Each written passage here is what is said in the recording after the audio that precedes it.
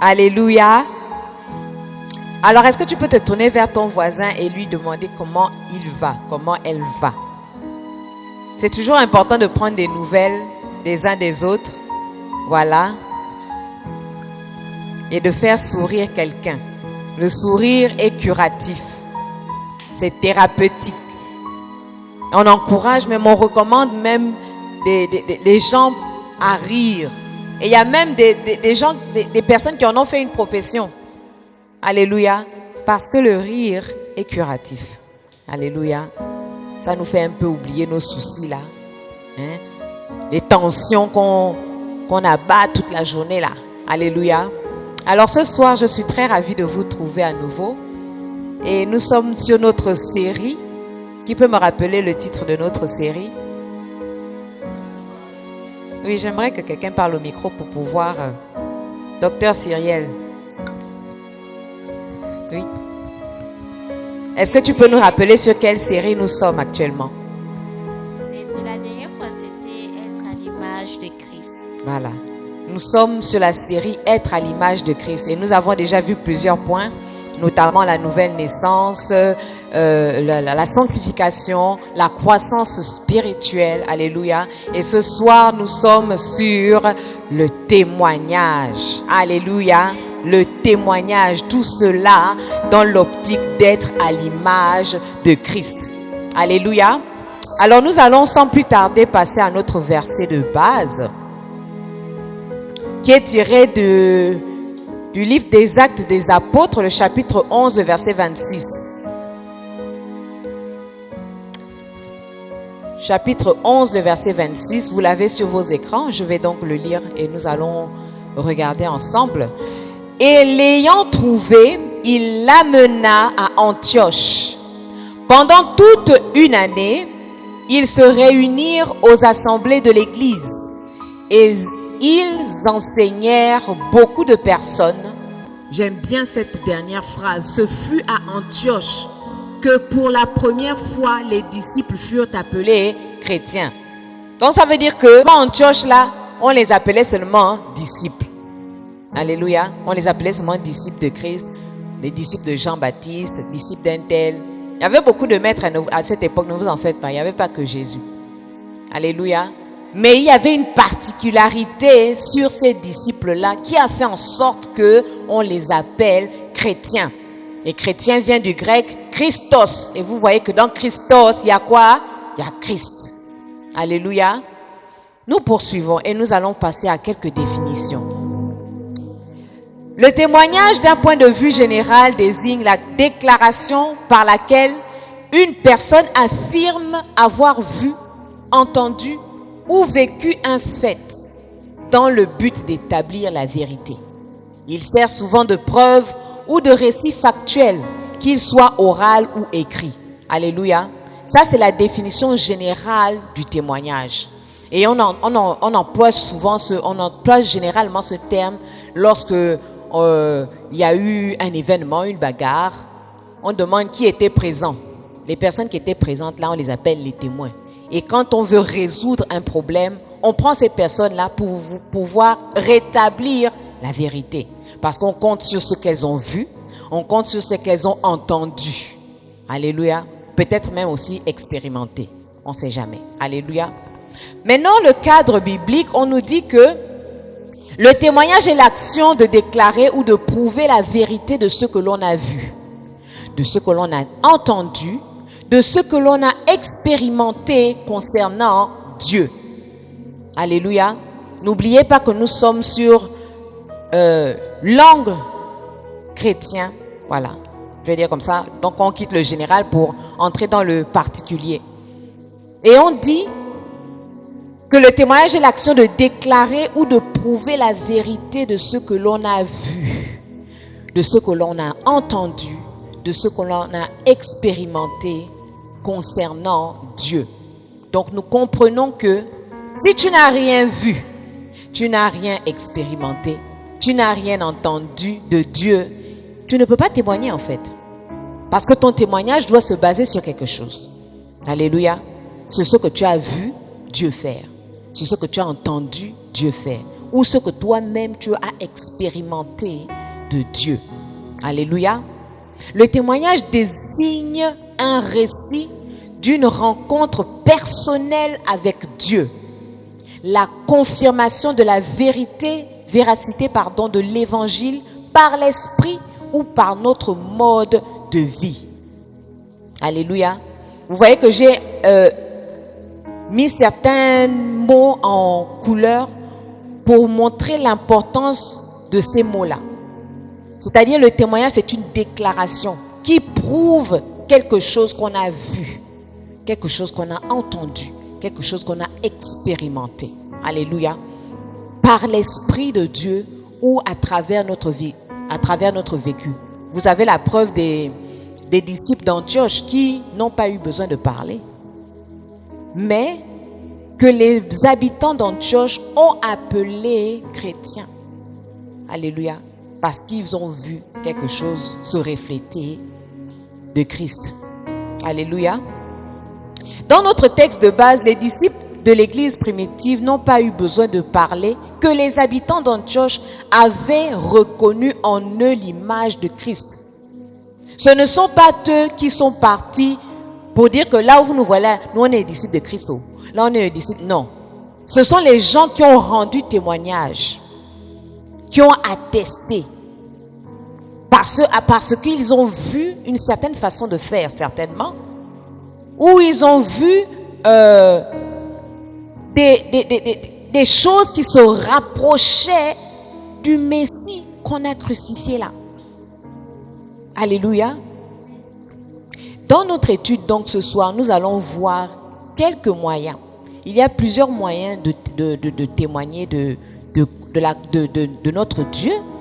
Mais ce soir, nous allons voir quelques-uns. Je vais pas m'étendre parce que le sujet est tellement vaste. On peut parler de beaucoup de choses concernant le témoignage. Mais ce soir, je vais m'appuyer seulement sur 2 moyens qui nous permettent de témoigner, par lesquels nous pouvons témoigner du Seigneur. Alléluia. Nous allons voir ensemble 2 moyens. Et le premier moyen, je l'ai intitulé « Témoigner du Seigneur par la parole ». J'entends par parole, pas la parole écrite. Alléluia. J'entends par parole le fait de parler, le fait de déclarer, le fait d'échanger, le fait de partager. Alléluia. Oralement. Et nous allons nous appuyer sur notre texte de référence dans Jean le chapitre 4, du verset 28 à 30.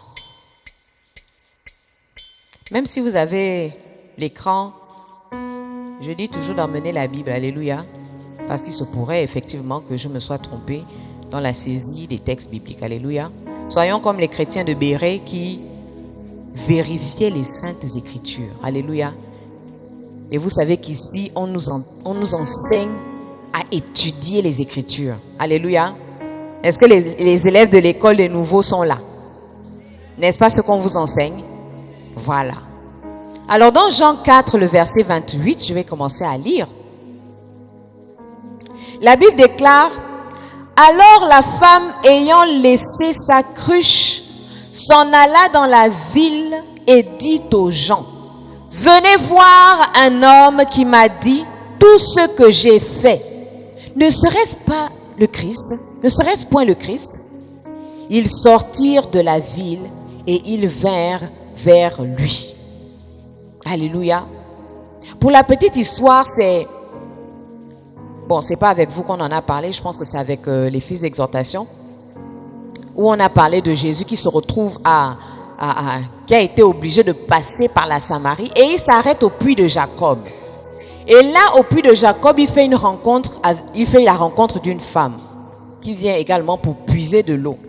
Et la conversation commence.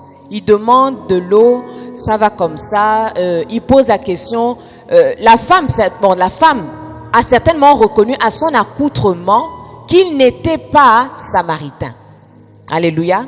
Et alors elle lui demande que toi qui n'es pas samaritain, toi qui es juif, tu me demandes de l'eau à moi qui suis samaritaine. Alléluia. Et là Jésus commence à lui annoncer des choses sur sa vie. Parce que Jésus lui dit, va et amène-moi ton mari. Et elle se rend compte, elle dit la vérité que je n'ai point de mari. Et Jésus lui dit en effet, parce que celui-même avec qui tu es n'est pas ton mari. Alléluia.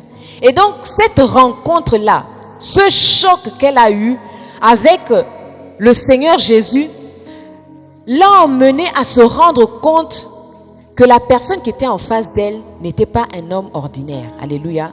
Parce qu'elle-même, elle atteste, elle dit, je reconnais à ce que tu dis que tu es un prophète. Parce que personne ne peut deviner en effet que là où je suis là, je suis déjà à mon 5e bureau. Si ce n'est pas révélé par le Seigneur. Et à la révélation de cela, la femme rentre dans la ville pour annoncer aux gens, pour dire que venez voir quelqu'un. C'est-à-dire, elle appelle les gens pour voir quelque chose d'inédit, quelque chose qui ne se voit ou qui ne se voyait peut-être pas plus à cette période-là. Alléluia. Venez voir quelqu'un qui m'a dit ce que j'ai vécu. La paix. Alléluia. Que nous puissions être de ceux-là qui cherchent la paix. Nous ne devons pas être de ceux-là qui enveniment les choses. Alléluia. Nous ne devons pas être de ceux-là qui colportent des choses. C'est-à-dire que tu travailles à ce que peut-être les deux protagonistes se détestent davantage. Non. La Bible déclare, s'il est possible, autant que cela dépend de nous, nous devons être en paix avec tous les hommes. Alléluia. Ceux que nous avons, ces personnes que nous avons offensées. Allons-y faire la paix. Tu as mal parlé à ton prochain, même ton voisin. Peut-être que ces derniers temps, ou alors peut-être même que elle fait exprès, ta voisine, elle fait souvent exprès pour te chercher. C'est possible. Alléluia. C'est possible. Mais quelle doit être ton attitude en tant que chrétien? Parce que tu veux la gagner à Christ. Tu es là pour être l'image de Christ. Est-ce que tu dois réagir comme elle? Ou tu dois faire comment? Elle est encore dans les ténèbres. Elle réagit selon la nature adamique pure et simple. Mais comment toi tu peux, à travers ton comportement, la gagner, la faire sortir de cette façon de faire? Alléluia. S'il est possible, la Bible déclare bien s'il est possible. Mais bon, maintenant s'il y a sujet à mort, là tu peux prendre tes distances. Alléluia. Mais s'il est possible, si c'est dans ton pouvoir, cherchons la paix avec nos semblables, avec ton voisin, avec ton collègue de travail, qui peut-être même te turlupine l'esprit. C'est-à-dire que dès que tu le vois, les yeux se révulsent parce que tu as peur de ce qui va encore intenter à ton endroit, ce qui va encore faire à ton endroit. Et que notre impacté, alléluia, notre comportement est le témoignage que nous avons véritablement rencontré le Seigneur et que notre vie a été impactée par cette rencontre. Alléluia. Témoigner Christ par notre comportement. C'est l'une des preuves matérielles de notre nouvelle vie en Christ. À travers notre langage, à travers notre caractère, à travers même notre habillement, nous devons témoigner Christ. Donc toutes ces choses-là, toutes ces valeurs-là, le langage, le témoignage, le caractère, l'habillement, toutes ces valeurs-là, toutes ces choses-là doivent témoigner de Christ, doivent témoigner que nous avons reçu Christ. Nous ne pouvons plus parler n'importe comment. Il y a ce beau verset dans Colossiens, le chapitre 4, le verset 6, qui dit que votre parole soit toujours accompagnée de grâce, assaisonnée de sel, afin que vous sachiez comment il faut répondre à chacun. Alléluia. Ce sont des choses que vous pensez que, la Bible ne pointe pas le doigt dessus. Mais laissez-moi vous dire que la Bible est bien plus précise qu'aucun autre livre. La Bible parle de tout. Alléluia. La Bible parle même de nos relations avec nos voisins, de nos relations avec nos parents. La Bible parle de ça. Parce que Dieu s'intéresse à nous dans le détail, dans tout ce qui nous concerne. Alléluia. Il ne veut pas que nous arrivions auprès de lui et que nous lui disions que Seigneur, je n'étais pas informé. Non, la Bible est là. La Bible comporte toutes ces choses-là. Que votre parole soit toujours accompagnée de grâce, assaisonnée de sel, afin que vous sachiez comment il faut répondre à chacun. La partie où je me suis interrogée par rapport à ce verset-là. Pourquoi il parle d'assaisonner de sel? Bon, qu'est-ce que le sel a à y voir dedans? Je suis un peu restée. Le sel donne le goût, n'est-ce pas? Le sel donne le goût. C'est-à-dire que quand tu parles avec ton voisin, ta voisine, ton frère, ta soeur, elle doit avoir le goût de t'écouter. Alléluia. Ça ne doit pas être des paroles dures. Ça ne doit pas être des paroles visant à le diminuer ou à la regresser. Des paroles méprisantes. Des paroles qui tendent toujours à la ramener vers le bas. Alléluia. Que votre parole soit toujours accompagnée de grâce. Cherche toujours à valoriser ton prochain. Même si tu veux faire un reproche à quelqu'un. Mais tu ne lui fais pas le reproche genre s'enterrer une bonne fois que là, vraiment ma vie est fichue. Non. Alléluia. Que votre parole soit toujours accompagnée de grâce. Assaisonnée de sel. Afin que vous sachiez comment il faut répondre à chacun. Nous comprenons implicitement qu'il y a une façon de répondre à chacun. Puisque la Bible nous dit afin que vous sachiez comment répondre à chacun. Ça veut dire qu'il y a une façon de répondre à chacun. Une façon que Dieu valide. C'est pas pour dire que moi, en tout cas, ma bouche là, je suis comme ça. Hein. Moi, je parle. Comme j'avais lu sur un post sur Facebook. Et la personne dit que mais les gens disent que moi je trouve que je parle mal, aux gens. Mais moi je ne fais que dire la vérité. Mais on n'a pas dit que dire la vérité c'est mauvais. Mais comment tu l'as dit cette vérité-là? C'est ça, la manière. Est-ce qu'il faut seulement parler pour parler? Non, tu ne vas pas parler pour blesser les gens. Ce n'est pas ce que Dieu te demande. Et ce n'est pas ce que Dieu nous demande. Parce que nous sommes à l'image de Christ.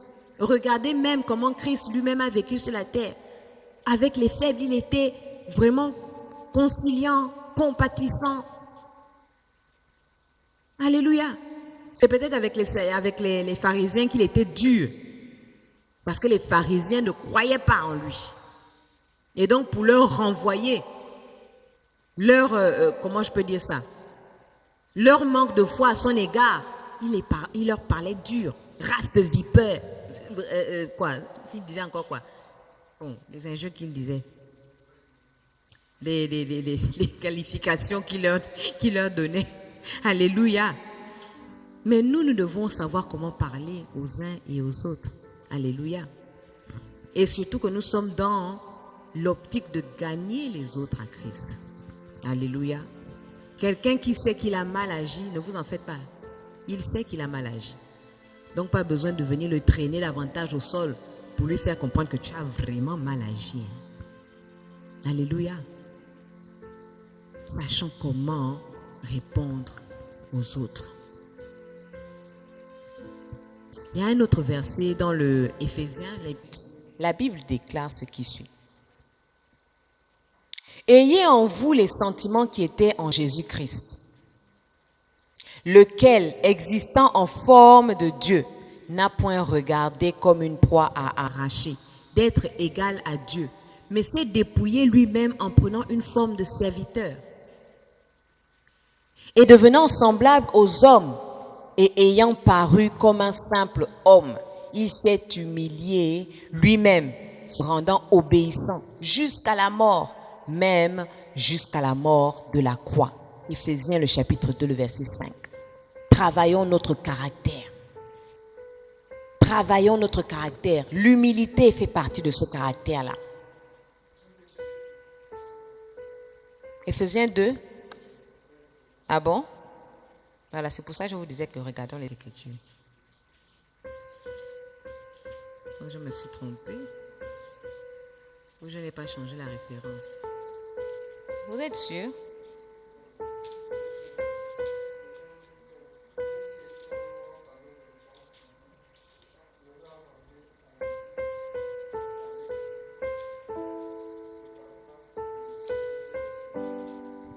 Quelqu'un peut donc me chercher la référence de ce verset?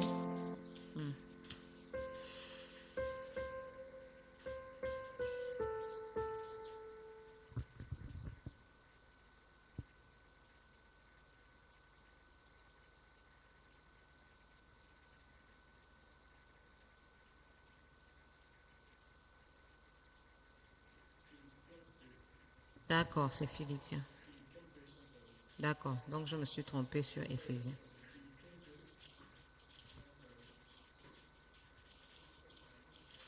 Ouais. Ils habitent dans la même cour. Philippiens, le chapitre 2, le verset 5 au verset 8. Ayez en vous les sentiments qui étaient en Jésus-Christ, lequel, existant en forme de Dieu, n'a point regardé comme une proie à arracher d'être égal à Dieu, mais s'est dépouillé lui-même en prenant une forme de serviteur, en devenant semblable aux hommes, et ayant paru comme un simple homme, il s'est humilié lui-même, se rendant obéissant jusqu'à la mort, même jusqu'à la mort de la croix. Alléluia. Ici, nous voulons faire ressortir le caractère de Christ. Alléluia. Le caractère de Christ qui doit habiter, qui doit nous habiter. Alléluia. Notre caractère transformé est une preuve que notre comportement a été touché par Dieu. Alléluia. Notre caractère, c'est-à-dire la façon même dont nous nous comportons dans le quartier, dans le voisinage. Est-ce que nous sommes de ceux-là qui sommes toujours, qui voyons les autres petits, qui sommes orgueilleux, ou alors nous sommes de ceux qui se mêlent aux autres pour pouvoir les gagner? Alléluia. Des fois, tu peux avoir pour voisin quelqu'un qui n'est pas très nanti. Quelqu'un qui n'est peut-être pas aussi très propre. Je vais prendre un exemple comme ça, là, qui n'est pas très propre. Et puis toi, tu es toujours en train de critiquer que vraiment les gens sont sales dans cette cour-là. Non. Alléluia. La sagesse. Toutes ces choses-là. Vraiment sur le caractère, on peut parler de beaucoup de choses. Pardon? Et après, tu vas lui dire, allons à l'église. Mais vraiment, comment il va même trouver la force pour te suivre à l'église? Puisqu'à chaque fois, tu le rabaisses. Même à travers ton regard, la façon dont tu regardes même ses enfants. Peut-être les enfants sont toujours là en slip, les slips percés. Tu es là, tu regardes seulement. C'est-à-dire que ton regard dit tout. Alléluia.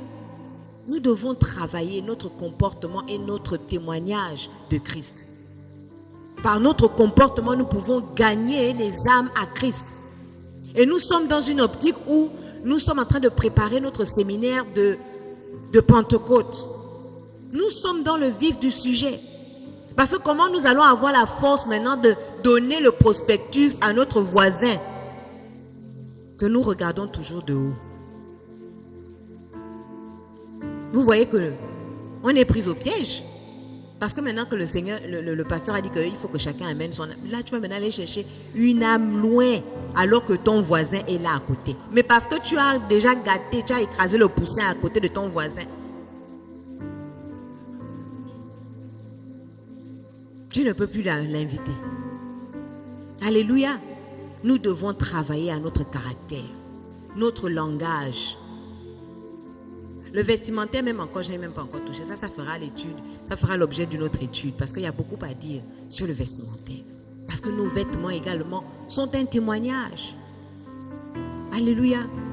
De notre nouvelle naissance à Christ. La Bible déclare que nous sommes dans le monde sans être du monde.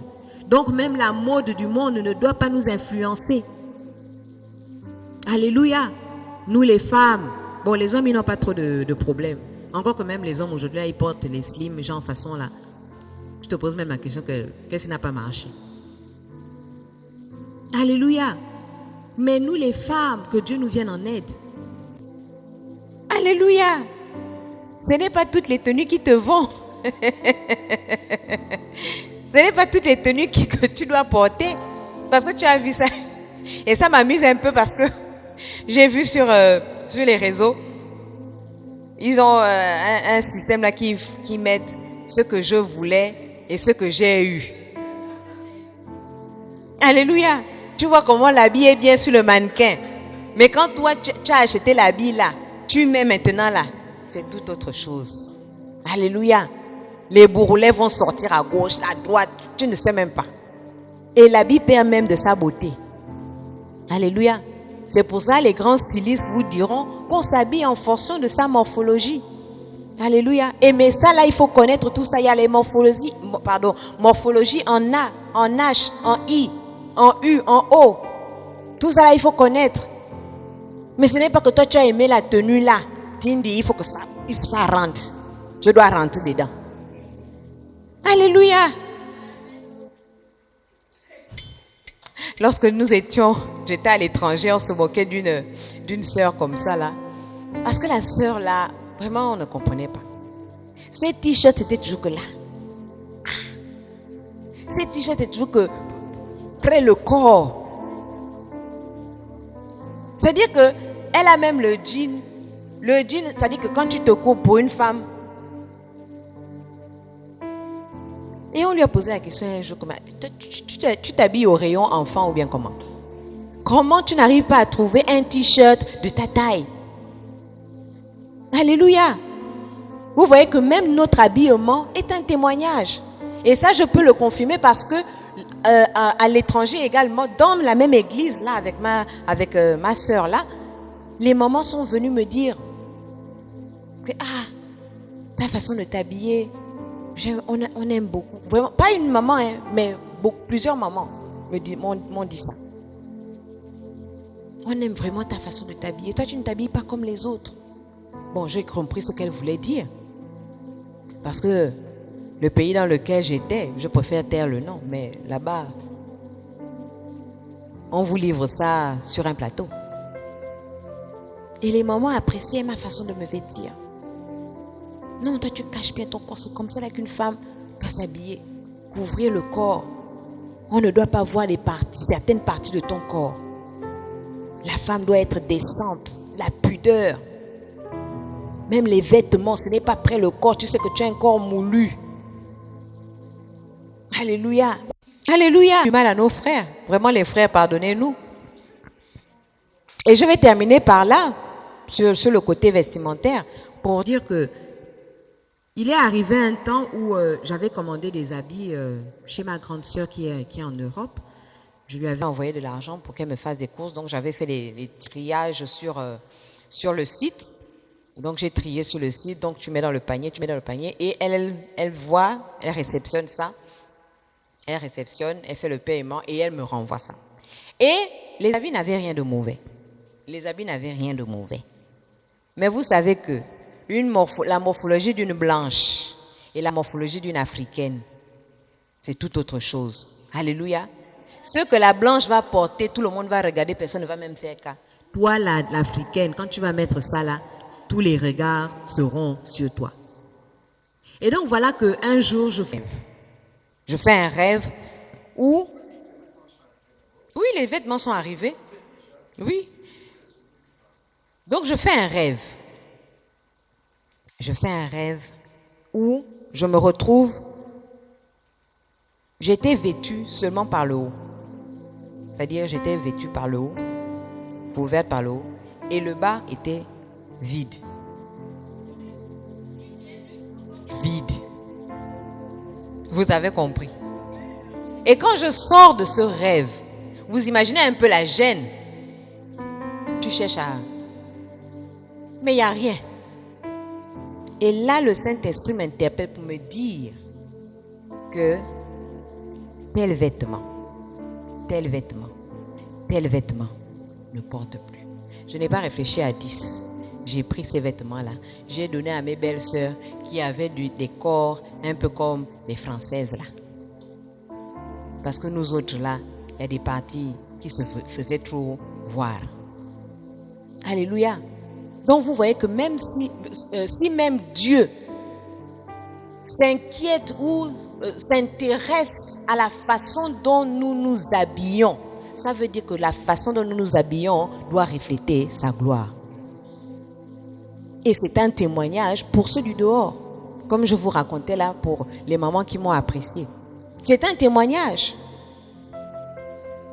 Tu ne peux pas t'habiller, enfin, ça dépend d'abord de la valeur que tu te donnes à toi-même. Comment tu te vois toi-même? Est-ce que tu te vois bon marché? Là, je m'adresse aux femmes. Permettez-moi de faire cette pique. Comment tu te vois? Est-ce que tu te vois bon marché? Parce que quelqu'un qui se voit bon marché, il s'habille n'importe comment. J'avais une amie qui me disait que de toute façon, moi, je m'habille d'abord pour me faire plaisir à moi-même. Je dis que si tu es encore... Elle est chrétienne, hein? Je lui ai dit que si tu es encore au stade de t'habiller pour toi-même, c'est que tu n'as pas encore connu Christ. Parce que tu dois t'habiller pour Christ. Parce que ton corps, tant que tu n'es pas encore marié, appartient à Christ. Alléluia. Donc tu dois veiller à ce que ce corps soit préservé pour Christ. Alléluia. Tu es à la maison. Tu quittes de la maison. Tu pars chez le boutiquier. Tu as la petite culotte. Tu pars chez le boutiquier. Ou bien tu as le petit haut sauté. Tu pars chez le boutiquier. Ou bien tu as le débardeur. Pour toi, tu es suffisamment vêtu. Bon, de toute façon, on ne me voit pas les seins. Non, c'est bien fermé. Mais...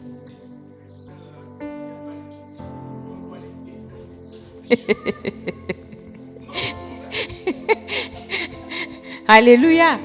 Non, ce sont des choses. Ce sont des choses dont il faut qu'on parle. La chaleur, oui, mais prenez donc les cabas. Il y a des gros cabas qui ont des manches là. Moi, j'ai acheté dernièrement un cabas qui vraiment tranquille. Parce que moi aussi, ne vous en faites pas, la chaleur, c'est nous tous. Je me rappelle même que hier, le passe m'a dit que non. Et pourtant, je suis chez moi. J'ai mon pain, j'ai mon débardeur, j'ai mon pain que j'ai attaché au niveau de la poitrine. Je suis chez moi. Et c'est la raison que je lui ai donnée. Je dis comme, pardon, je suis à la maison. Il me dit non, tu es une servante de Dieu. Je dis que, tiens, servante de Dieu, là, c'est jusqu'à la maison aussi, ça doit me poursuivre. Et même s'il n'y a pas les hommes, on doit d'abord comprendre effectivement que ton statut. Parce que imaginez-vous que quelqu'un vienne vous rendre visite par surprise. C'est là où tu vas encore courir pour aller te changer. Mais il a déjà vu. Maintenant, tu vas dire que, oh bon, le pasteur. Oh, reste d'abord là-bas, attends. Que j'aille d'abord me changer. Alléluia. Ce sont des choses dont on ne parle pas souvent, mais qui sont importantes. Il faut que nous puissions comprendre qui nous sommes, comprendre la valeur que nous avons aux yeux de Dieu. Parce que si Dieu est capable de venir te parler dans le rêve, et ne vous en faites pas, Dieu nous parle, mais des fois on est têtu. Dieu nous parle, mais des fois on est têtu. Ah, il fait chaud, pardon. Voilà qu'on va venir te surprendre dans une position inconfortable. Alléluia. Vraiment, c'était une grosse parenthèse que nous fermons immédiatement.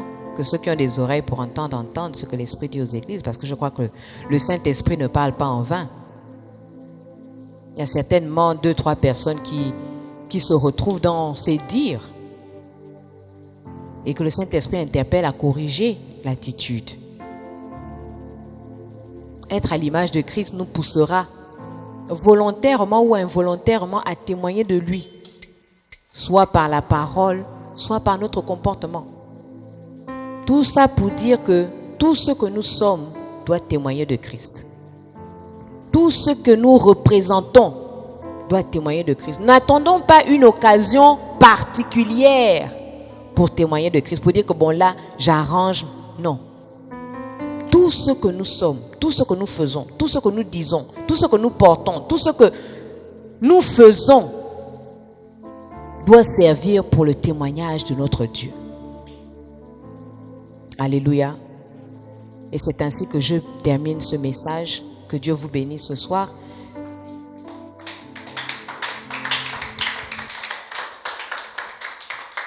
Ce soir, nous avons vu 2 moyens par lesquels nous pouvons témoigner du Seigneur. Nous allons voir prochainement d'autres moyens encore parce qu'il y en a tellement. Et nous avons parlé de la parole, témoigner Christ par la parole, c'est-à-dire le fait de parler, de partager, d'échanger, de proclamer. Je n'ai pas bien parlé, j'ai mal parlé, j'ai accusé, j'ai médit, j'ai regardé, Seigneur, avec hauteur, j'ai regardé avec dédain. Et à cause de ça, Seigneur, je ne peux même plus témoigner de Christ à mon voisin. Ah, Seigneur, nous te demandons pardon. Élève ta voix et présente-toi à Dieu. J'ai l'habitude de dire qu'une bouche fermée, c'est une destinée qui ne va pas s'accomplir. Alors parle toi-même pour te justifier. Devant ton Dieu, demande-lui de te donner la force. Demande-lui de te donner la force et surtout peut-être la détermination. Peut-être que toi, c'est la détermination qui te manque. Peut-être que tu commences souvent, mais après tu te remets en cause ou alors tu abandonnes. Mais ce soir, prends l'engagement devant ton Dieu. Prends l'engagement devant ton Dieu de changer d'attitude. Que ton attitude reflète Christ. Que ton comportement reflète Christ. Que ton langage reflète Christ. Que ton caractère reflète Christ. Est-ce que tu es orgueilleuse? Est-ce que tu es hautaine? Est-ce que tu es méprisante? Est-ce que tu es médisante? Est-ce que tu es... vraiment, est-ce que le Saint-Esprit t'interpelle et que toi tu fermes les oreilles à chaque fois? Ah, c'est le moment de prier ce soir. Saint-Esprit de Dieu, nous voulons venir à toi. Nous venons à toi le cœur repentant.